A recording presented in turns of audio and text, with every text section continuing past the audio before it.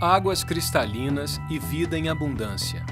A variedade era tanta que os navegadores tinham medo de passar com seus barcos pela Baía de Guanabara. A Baía de Guanabara, ela é um ecossistema que a gente tem registros históricos de uma grande diversidade, né? Você tem registros naturalistas que dizem que não gostavam de trabalhar na Baía de Guanabara pela quantidade de baleias. Tem registros também de navegadores que dizem que os cardumes de sardinha eram tão densos que ficava difícil passar os barcos sobre eles. Baía de Guanabara, principal fonte de renda para muitas famílias, importante ícone na história do Rio de Janeiro e famoso cartão postal da cidade. Porém, ao longo do tempo, vem ocorrendo uma grande degradação ambiental no local e, consequentemente, uma redução da fauna nativa, sobretudo das espécies de peixes, o que tem trazido prejuízos socioeconômicos para os pescadores da região. A Baía de Guanabara, além da importância ambiental que ela tem, né, por ter uma riqueza de espécies pouco comparável com outras regiões do mundo, ela tem importância econômica muito grande também, né? A gente tem um contingente de pescadores e familiares de pescadores que vivem economicamente da Baía de Guanabara. A melhora na qualidade da Baía de Guanabara ela vai ter um reflexo não só ambiental, mas também socioeconômico. Aí já não é a mesma coisa, eu tenho barco e tudo, mas não saio para pescar mais. Se eu saio, é por encomenda mesmo, mas o sacrifício é maior. Meu irmão também larga a rede de linguado, às vezes pega 1, 2. Antigamente vinha mais de 10 peixes, linguado grande e tudo. Às vezes com a rede suja, só lixo, saco plástico, essas coisas assim. Agarrada na rede de peixe, bem pouco. Agora só dá bagre o tainha quando entra aí para desovar. Até os pescadores mesmos, eram mais pescadores, mais quantidade de barco e já não tem tanto. E agora trabalho com verdura, porque o peixe já não dá, já não é essas coisas mais.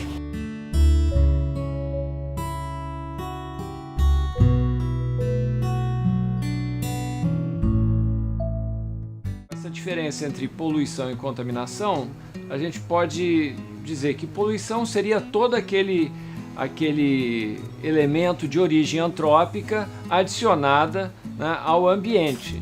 Então, por exemplo, a poluição ela tem características de orgânica, quando são dejetos humanos, por exemplo, né, material de esgoto. A contaminação ela é específica, né, de componentes que geralmente são bioacumulados ou são incorporados nas cadeias tróficas, né, pelos organismos.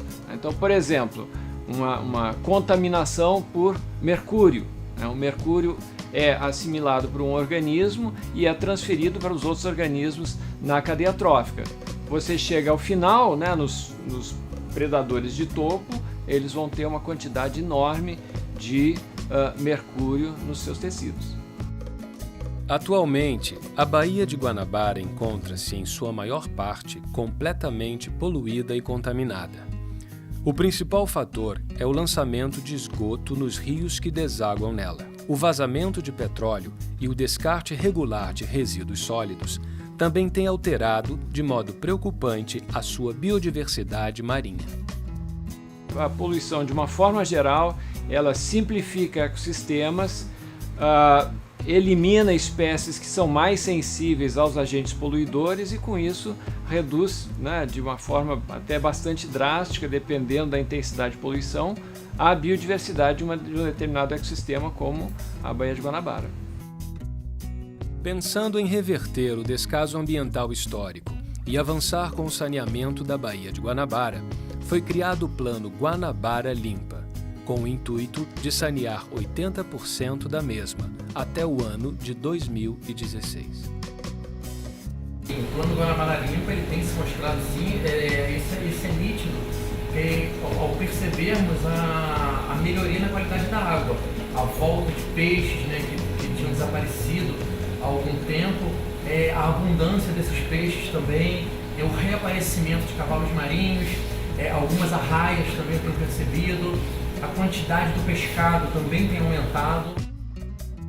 Dentre as 12 ações que constituem o Plano Guanabara Limpa, destaca-se a implantação das unidades de tratamento de rios, que visa melhorias na qualidade do esgoto lançado in natura na Baía de Guanabara. Esta importante ação prevê a construção de 5 unidades de tratamento na foz de 4 rios e um canal, que mais contribuem para o lançamento de poluentes e contaminantes de esgoto.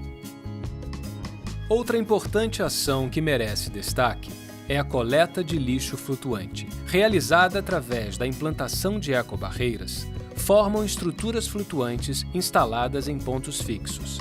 São feitas a partir de materiais reciclados, como por exemplo a garrafa PET. Para reforçar a limpeza da Baía de Guanabara, foram contratadas embarcações especiais, chamadas de ecobarcos, que recolhem o lixo flutuante disperso nas suas águas.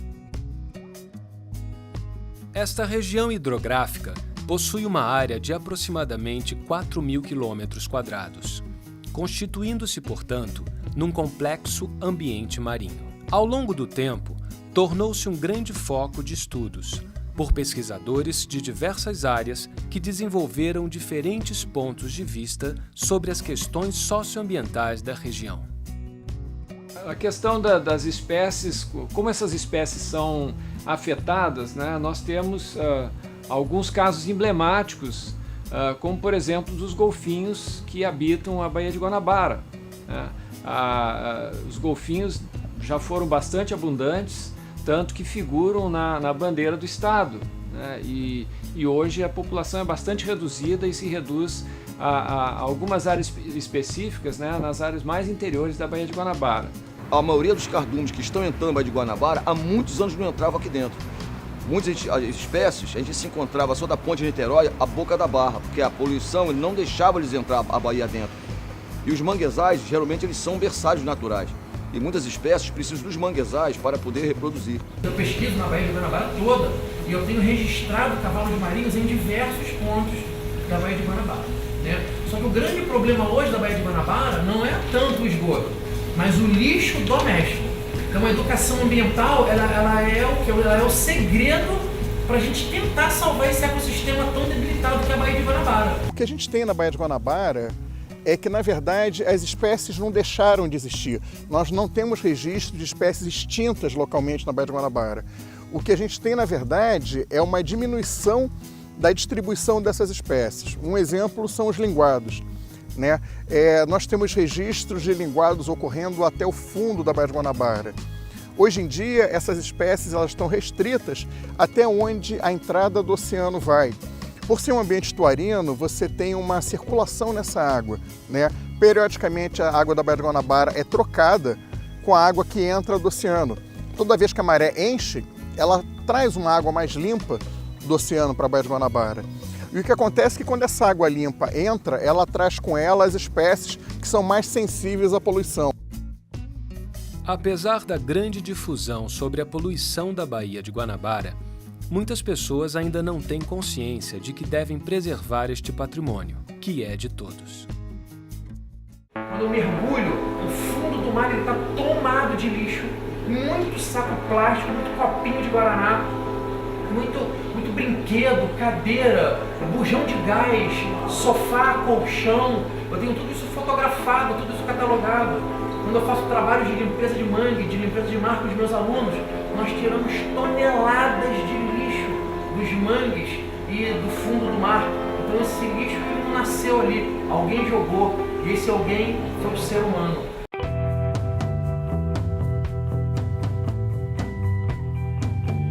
A primeira impressão, na verdade, é que fica, né? A gente, uma hora de volta aqui, a gente já viu que tem uma certa poluição da praia, a gente sentiu um mau cheiro, a gente vê animais mortos também sendo atingidos por causa da poluição.